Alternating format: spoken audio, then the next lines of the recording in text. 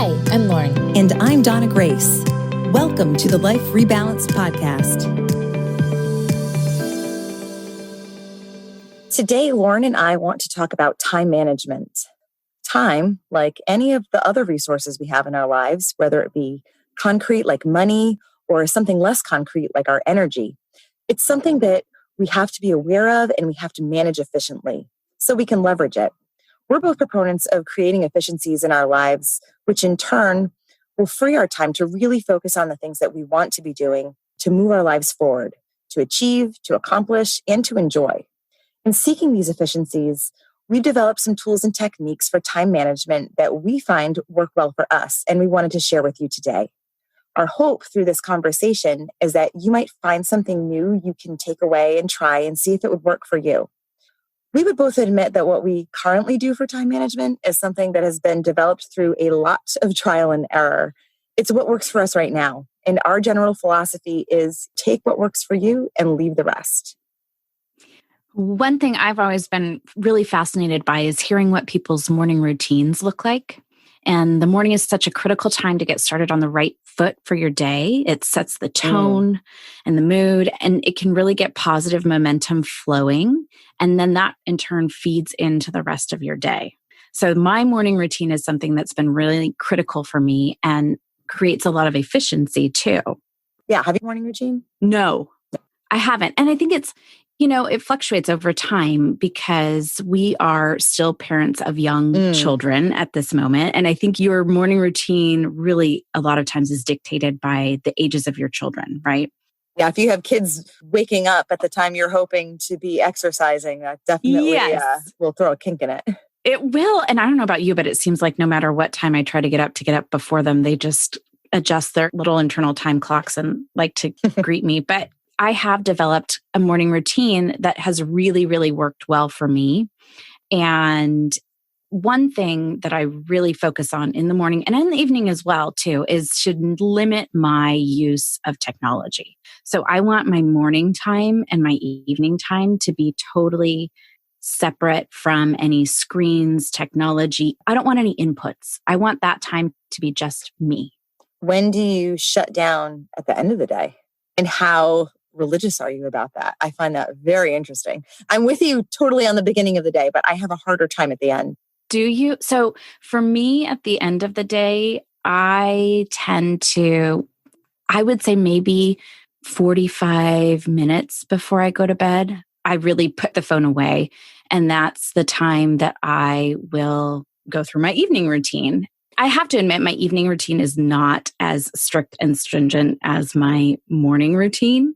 Again, I think it is dictated a lot by the ages of kids. So as my kids have gotten older, my evening time alone has really decreased because they're staying up later as they're getting older. It absolutely diminishes. I am right there with you. Yeah. So we probably started, I'm going to guess, getting on track with really good morning routines around the same time. I'm guessing like in our lives, like a couple of years ago. And for me, most of that was because of children. Yes. They dictated my morning. They needed to get places, lots of different ages, lots of different needs. Mm-hmm. But now, once my youngest, about 1.5 years, 2 years old, I started getting more into it. He's 4.5 now. So how much time do you give yourself? And how did you choose what you're doing? And like, what is your intent and purpose with what you do? How does that work? So I actually give myself a very healthy cushion of time. I try to get up at 5 a.m., knowing that typically when we're not living in pandemic times where we're at home all day, I would be out the door by about 7:35 in the morning. So I've got about 2.5 hours. That's super similar to me. Yeah. I was doing like 4:45 out the door by 7:40, 7:45. Okay. See, I could probably use those extra 15 minutes, but there is literally something in my head that tells me if I am up before 5 a.m., it's still time to sleep. I can't do it. 4 looks so different than 5. It looks so different. But I'll tell you, now that it's light earlier, it might be easier if you're looking to put that in your life. Just saying. That is true. You're right with that. And the other challenge on that front is I'm the kind of person, I don't know about you, but I've always needed a lot of sleep. So there's this constant push-pull challenge between getting enough sleep and also getting up early enough to really get my day started off on the right foot. So I kind of have to balance those things. So 5 a.m. for me is a really good start time. And the first thing that I do is meditate. So sometimes I'll just stay in bed and do that, or sometimes I will actually sit and be intentional with sitting through the meditation. And I won't say ashamed to admit, but I, for years, have been working on trying to meditate without any guided meditation apps or anything. But at this point, this is an area where I have just decided, you know what? Guided meditation is better than no meditation. So I've tried to build up to that, just sitting in complete silence. I'm not there. But I start generally with like a 10 to 15 minute guided meditation, and I will pick something. YouTube is a great resource for these.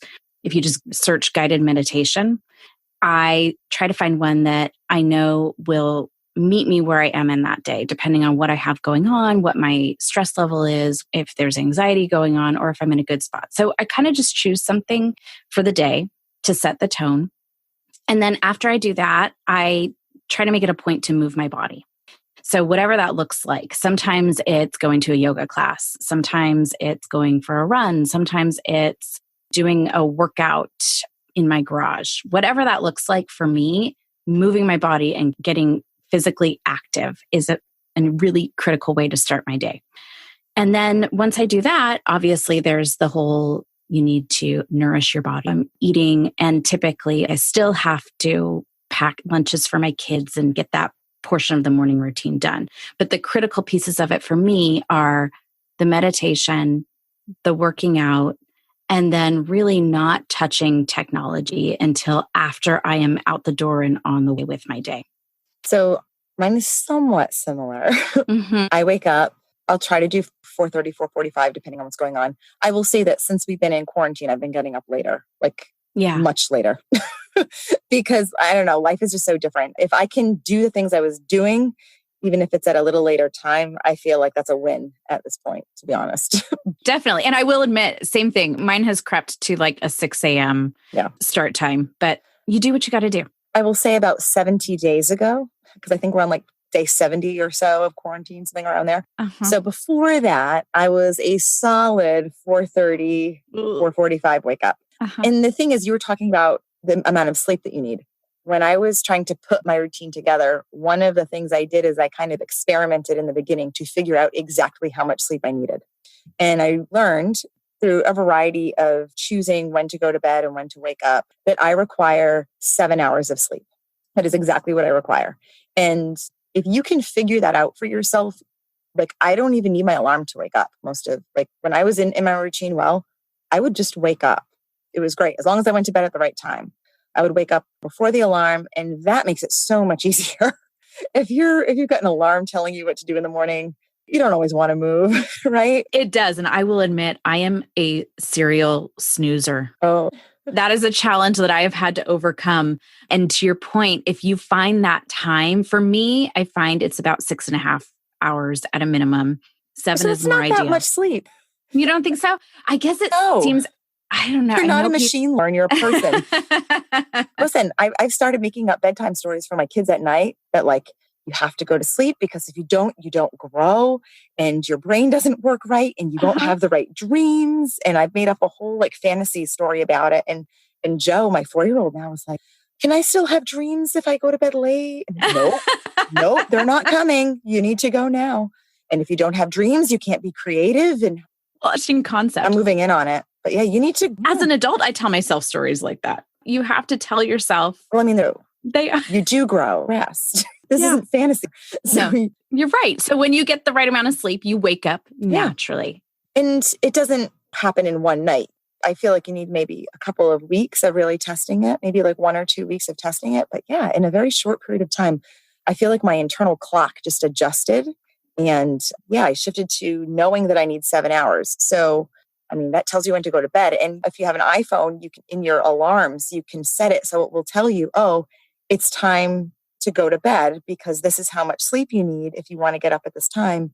So it snoozes my text messages, everything. It automatically helps me do the things that I know I need to do, but maybe don't do so well anyways. Mm-hmm.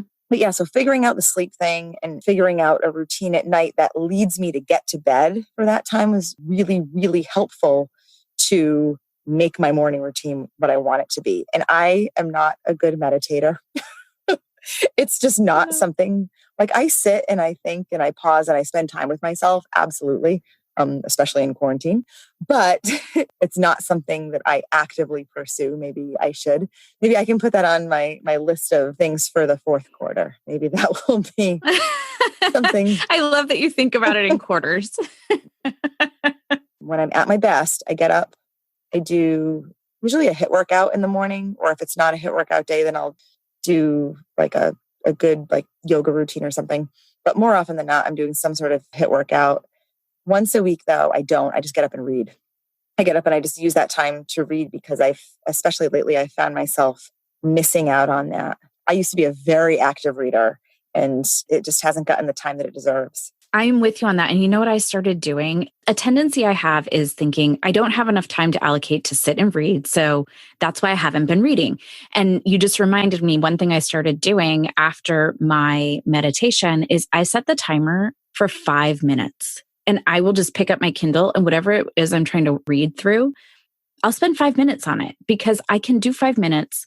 It doesn't seem like a lot, but you're making forward progress on it. And it feels like I'm still getting that reading in. But maybe I should try what you're doing and just do, this is why I love talking about this. Maybe I'll just try one day a week. I will just sit down and read for a solid 30 minutes. Like I'm trying to, now that it's nice out here, because I'm in the Northeast. So we've just gotten into like nice weather in the end of May. We're just getting to nice weather. So like trying to get out and walk more. I can't really run very well at this point. So I'll walk. So, but just getting some like fresh air. But if I do that, I don't usually do it in the morning. I'll do it later in the day. So yeah, I give myself that reading time in the morning. And it's the only time my house is quiet. I know. There's 3 kids and 2 adults here. It's the only time it's quiet. So yeah, I appreciate that. I view the morning time, whatever I've allocated there, if it's a half an hour or whatever it is, I just view that as my time to do something for myself. And so I can choose what I want to do for myself in that time. That's how I set that up for myself, like mentally. That's the mindset I go in with. So if I decide that I wake up and because of my RA, like my joints don't feel well, maybe I'll just stretch for a little bit and then I'll read or something. Like you have to kind of work with what you're given on that day, I suppose. Yeah. Here's a question for you. Do you keep your same weekday work schedule morning routine on the weekend or do you shift? No, I shift. I intentionally shift. So if I would expect to work out at 5:30, I was going to the gym at like 8:00 on a Saturday morning. So I'm still going. I figure that works. But yeah, that's because I will stay up later. So if I'm staying up later, I'm going to wake up later. I'm not looking to exhaust myself. I'm not looking to overextend myself. I'm looking to get in the things that I believe I need to get in to feel my best. That's my whole goal. Or what are all the things that I want to do and when can I fit them in? And so I try to schedule them out really well during the week. And on the weekends, still get them in, but shift the time so that I can enjoy family and friends. Yeah. What I try to do sometimes is I try to leverage an overlap thing. So if I have something where my mind needs to be working, I might at the same time be doing something that's mindless to just accomplish 2 things at once. I know we can't multitask. So if I have a conference call that I just need to listen to, I might go for a walk while I'm listening to the call, or I might be folding laundry while I'm listening to the call, something just to kill 2 birds with 1 stone, but that's 2 totally very different tasks where you're not competing for your attention. No, I like that, especially the walking. I think there's actual evidence supporting that walking while thinking helps to boost creativity and the productivity in your mind. So there's good move on that one. You're doing more than killing 2 birds with 1 stone. You're actually enhancing one with the other. So well done, Lauren. That's so thank natural. You. But the challenge is multitasking. They have determined, obviously, and by they, I mean people who know what they're talking about. Right. That we really can't multitask. I tell my kids this all the time. All the time. They're trying to do multiple things at a time. And I'm explaining to them, we think that we can multitask, but it's actually really, really inefficient. And that has been a challenge for me because I was a huge multitasker for a really long time. How many people put that on their resume? Great at multitasking. I think what people mean is I'm great at handling multiple obligations or responsibilities. But if you're actually multitasking, it means you're doing two things that require your attention at the same time. And you can't do either of them to the best of your ability and to the best that they deserve. Like you're not honoring either one properly if you're doing them simultaneously. So like you said, you choose something mindless. Right. Your body knows how to fold, so you don't have to think about it. So you can focus on the call. Your body knows how to walk. You don't need to focus on it while you're focusing on the meeting, right? So that works. But I'm not having a phone call and writing an email at the same time because that's just rude. You're not giving, it is rude, but people do it. You can tell when you're on the phone with someone, oftentimes it'll be a loved one, not necessarily a business call where you're trying to email, but you suddenly go, are you listening to what I'm saying?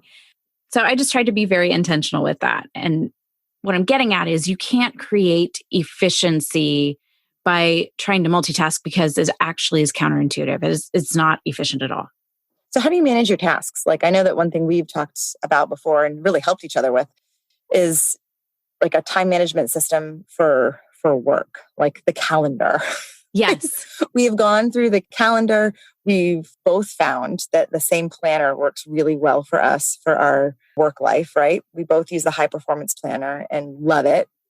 Absolutely love it. I've sent it to other people, but also finding systems within using it, right? Like it's kind of like tailoring it to your own needs. Exactly. And that actually is a part of my morning routine that I left out. Me too. Yeah.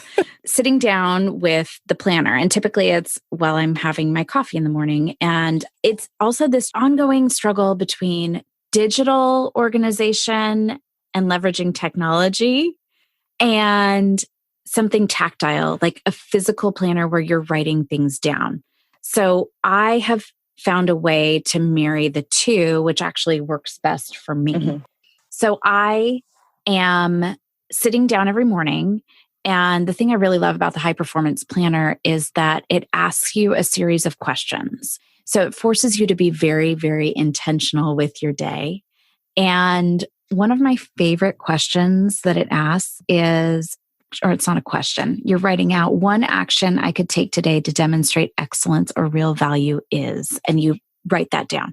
And there's a series of questions like this. It moves you from being just task oriented, where you're trying to check off boxes to accomplish things, to being intentional about what you're doing.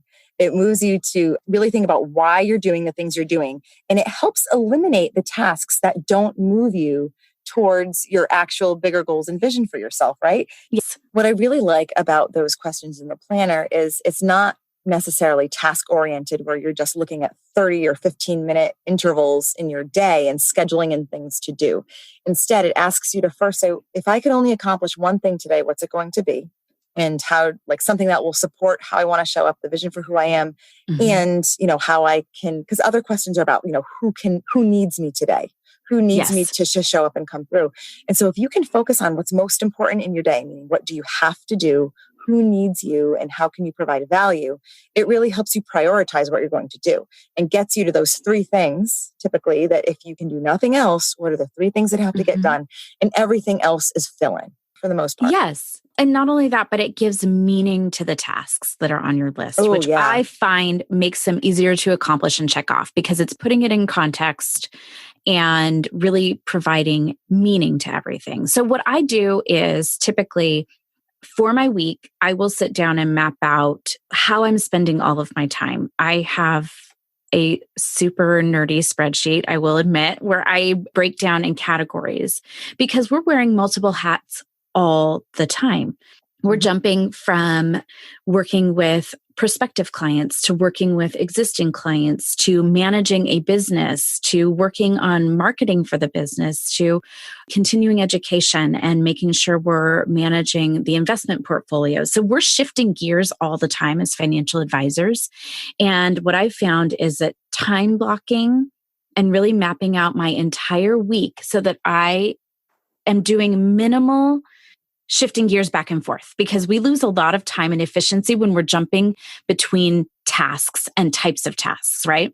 Because you have to shift your mind, like the way you're thinking. You really have to shift and pivot going from one type of activity to another. If you're doing something that's extremely analytical and then shifting over to something that's creative and then moving over to networking or marketing or sales related, those require a different type of energy and to have your head in a different place. I'd actually like to take a step back. So we've been talking about like for your week. I actually, for the first time ever, in a really meaningful way, and it was totally blown to bits, but in a really meaningful way, had mapped out my year. Wow. In December, I mapped out the year. I looked at the whole calendar and started with time off. That was what I started with, was thinking about how much time I wanted to take off. So a week vacation in the summer in July, a week vacation in the summer in August, where I really was not working, which is super hard for us. It is hard, but it also makes sense. If you translate it and think about how we talk to our clients with pay yourself first. Yes. Allocate your savings first. It is the same in your personal life to allocate. That's your savings, essentially. Your vacation. It is my savings because it's, what rejuvenates you in one sense. It refreshes you in one sense. So I try to do 2 weeks in the summer in July and August. That are actual weeks where I'm not scheduling anything for work, no phone calls, nothing.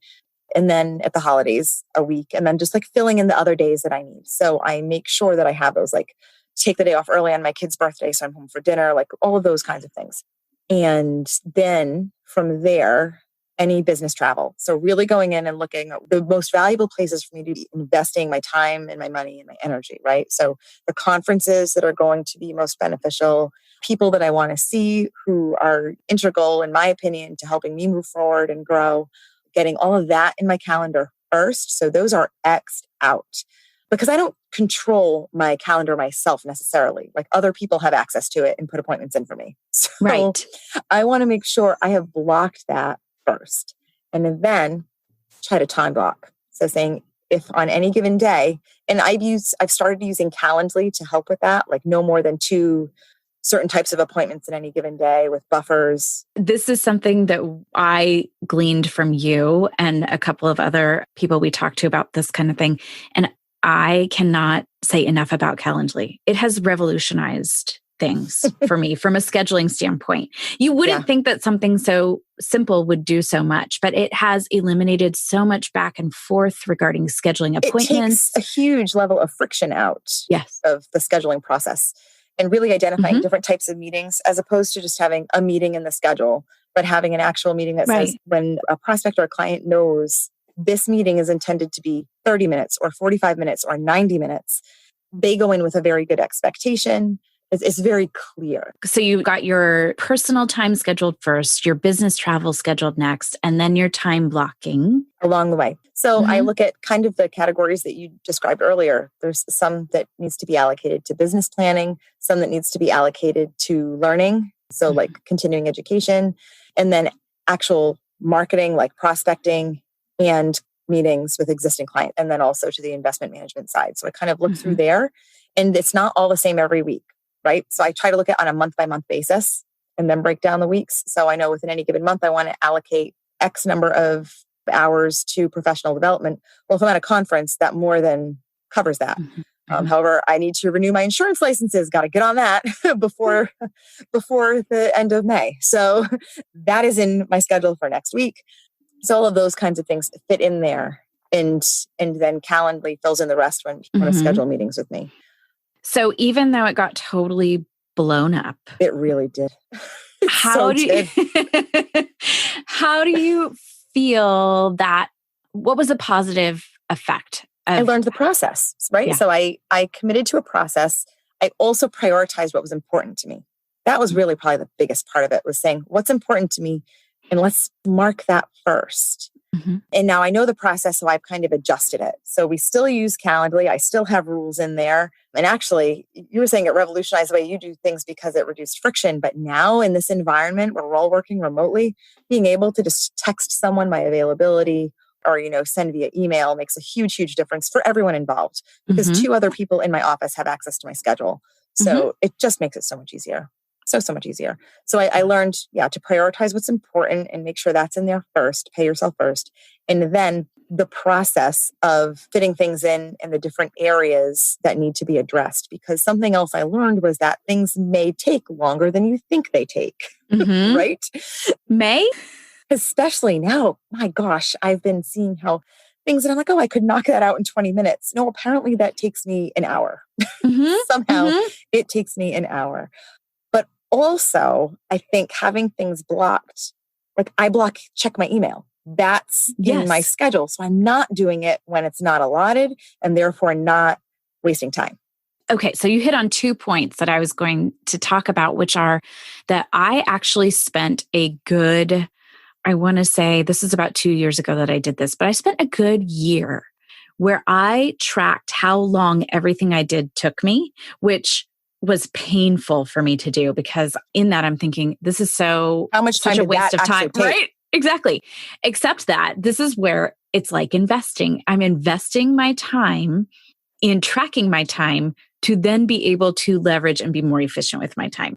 So you have to overcome that hurdle at first and realize in the short term, this is going to be inefficient and this is going to require some time, but it's it's trading that short term for long term, right?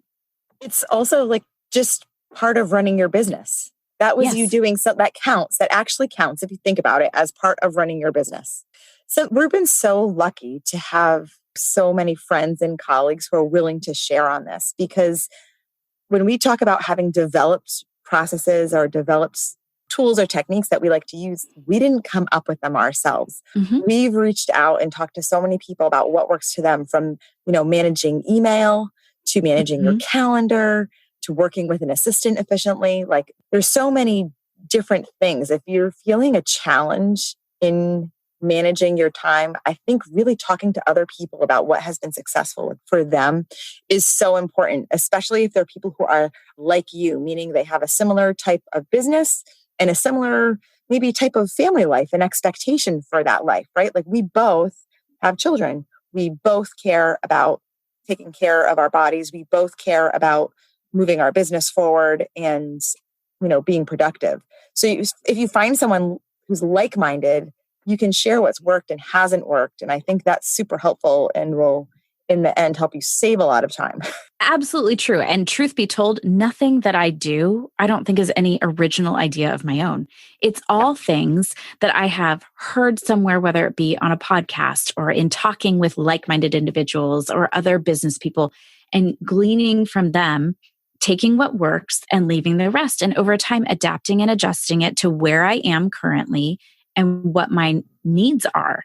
And I think that for me, having spent that time tracking how long things take was critical because, like you said, things typically take longer than we anticipate. And what I was finding was I want to set proper expectations, especially when it comes to working with my clients. So if I could have a bunch of appointments on my calendar and I can look to my calendar on Outlook for next week and say, okay, it looks like I have a ton of free time, right?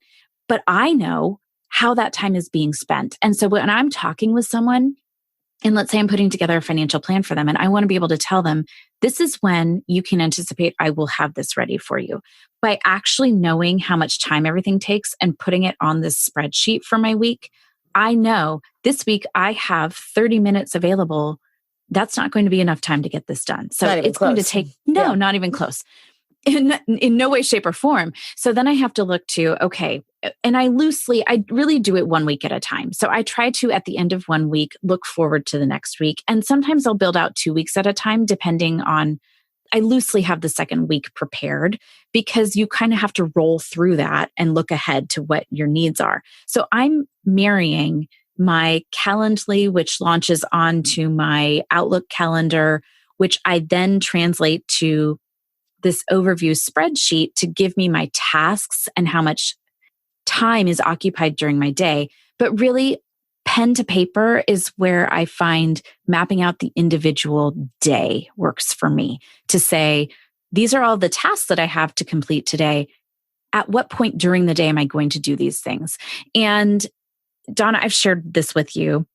I have developed, and this is through a lot of trial and error, I use color-coded sticky notes. So I will take my various tasks that I have to complete throughout the day, and depending on whether it is client related or practice management related or project based or planning based, whatever it is, I have got a system for what color different things are. And I will write out what it is I'm doing and stick it in the time slot on my planner. And the reason I use a sticky note instead of just writing it in pencil even is I got so tired of erasing and rewriting. I might take the same task and erase and rewrite it 3 times. And this makes it very easy for me to transfer because undoubtedly there will be things that I didn't accomplish that day. And to get back to my Excel spreadsheet where I'm figuring out how much time I need to spend on different tasks, I cushion every day. I have a cushion of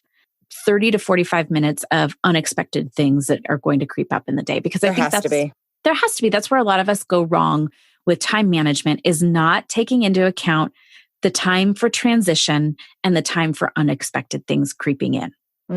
There's always going to be an email you need to respond to or a phone call you need to take, or your brain just takes you to another place thinking about something. You need time for that. Absolutely. You shared this with me at the beginning of this year and I adopted it as well, the color-coded sticky notes. And when we got into this, we weren't quarantined yet. I was still in the office, but the tasks were mounting up. My time blocking, certain categories from my time blocking just got pushed aside. They were not critical, but my critical tasks, there were a ton of them. And so I started putting them down individually on sticky notes on one side of my blotter, the desk blotter on one side. And when I finished it, I moved it to the other because I needed a visual confirmation of my productivity.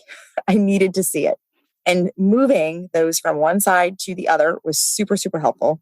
But I do the same thing that you do. I moved from having everything digital to a hybrid of a digital representation of my paper calendar because writing things down, there's science behind that the neurons in your fingers, the connection makes you remember it better, connect with it better than if you're just typing. That's why when you write down your notes, it's more effective than if you're typing them in class, right? Yes. It's that whole process. Speaking of that, another technique I have adopted is I use my iPad and I will handwrite my notes. Oh, with the pen? With the pen. Yeah.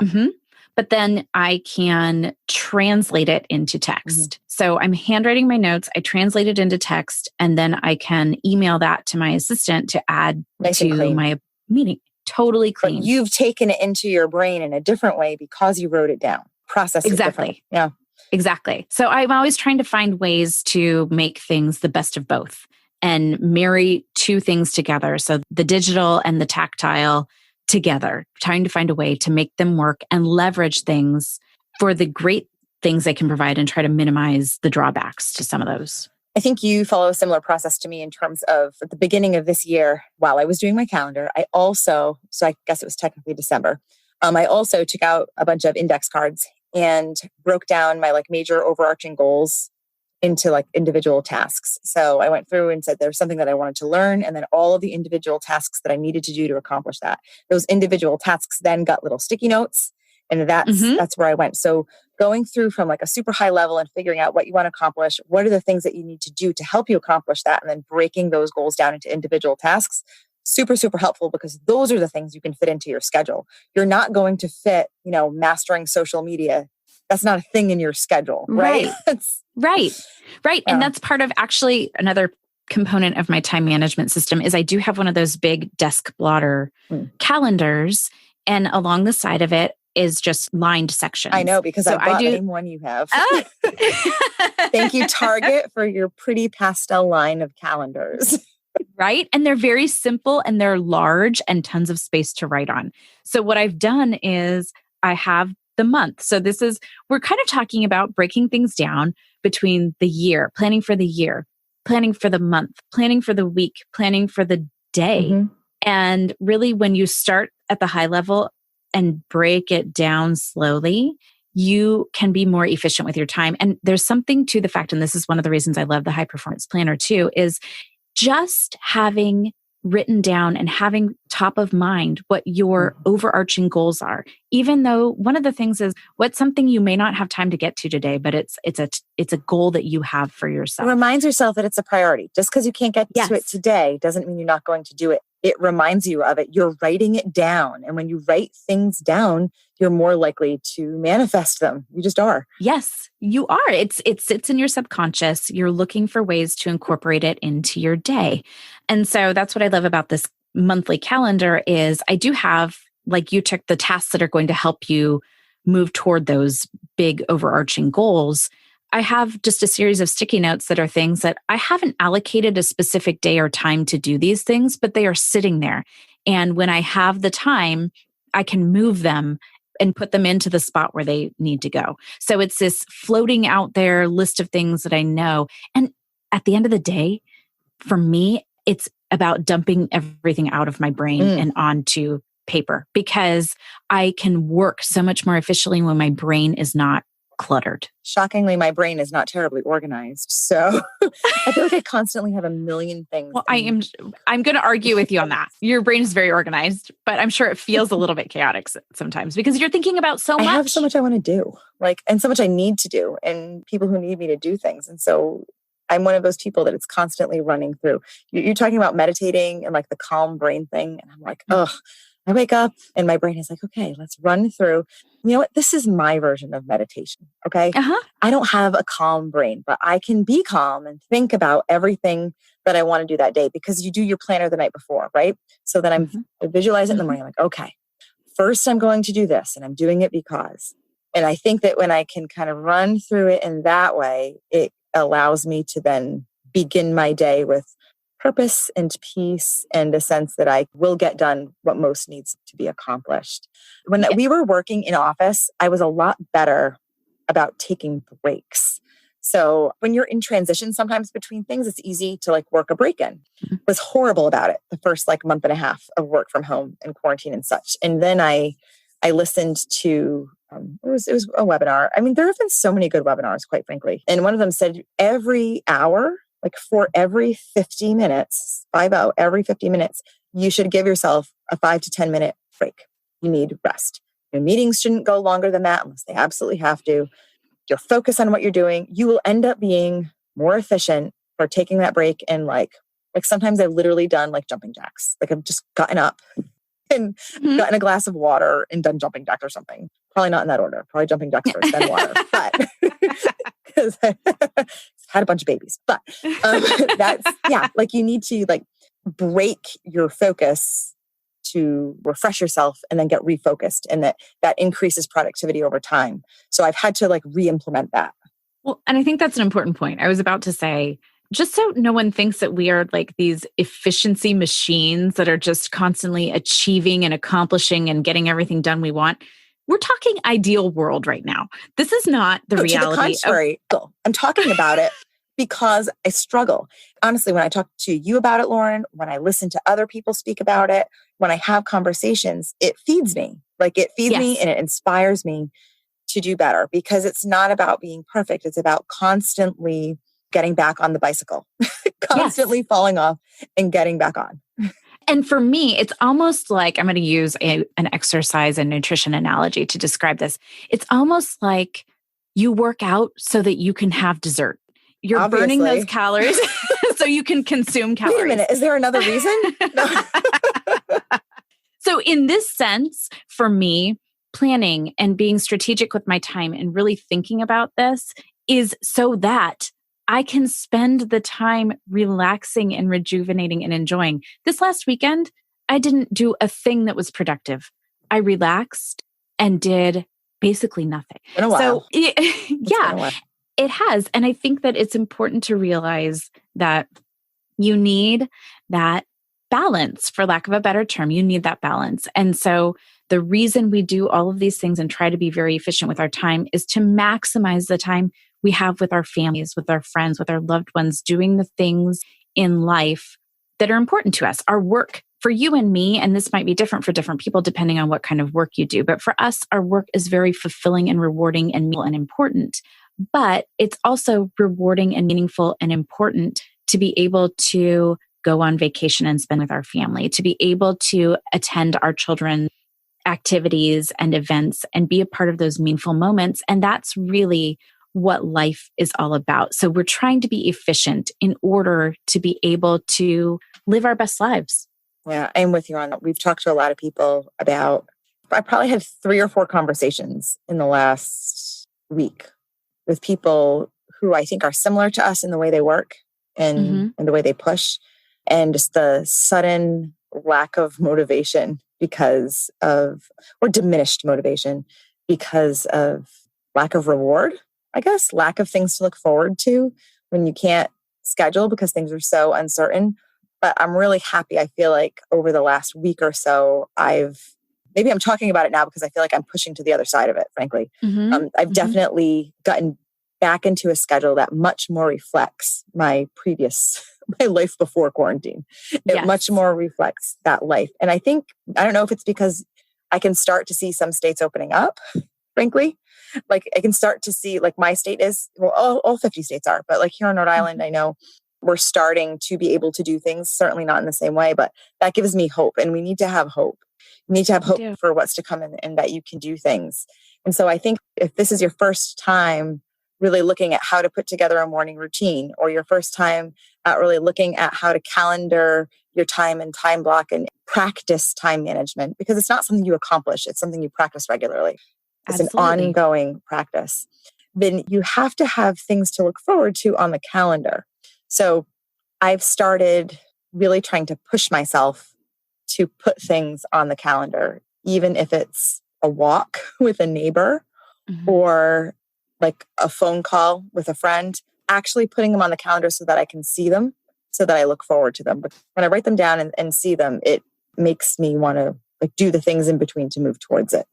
Totally. And I think you touched on something really important too, which is that if you haven't developed this kind of routine yet, or haven't found a time management system that works for you, or if you had one that worked really well, but there were some things you wanted to change, this whole adjustment period we're going through is a great opportunity to sit down and revisit. And it's kind of like a big reset button. I've been talking to people about how this has been a big reset button for people's budgets, for example, because you're really getting back down to basics and looking at the core of what are your actual needs versus wants, and how are we spending our money? And the same thing is true of our time. To look at during this time, we've had to shift in such a different way, allocate our time. We are going to slowly adjust and get back. We probably won't ever get back to the way things were, quite frankly. Life is going to be different, not dramatically different, but I think we're going to be looking at it through a different lens moving forward. But this is a great opportunity to develop those morning routines, those systems. Maybe you're planning for the year ahead now when you hadn't before. I honestly am inspired by that. I have not ever I might very loosely look at a year, but I'm not blocking out my time for an entire year. And I think that's something I can really take away and implement with this. And you're going to need to allow yourself a lot of time to do that. I'm going to tell you, it's just, it's not like a 45-minute task. So I need to time block my block for it. Yeah. Time blocking. Yeah. Okay. Just warning you ahead of time. Yeah. I feel like we're entering the matrix here. I'm time blocking my time blocking.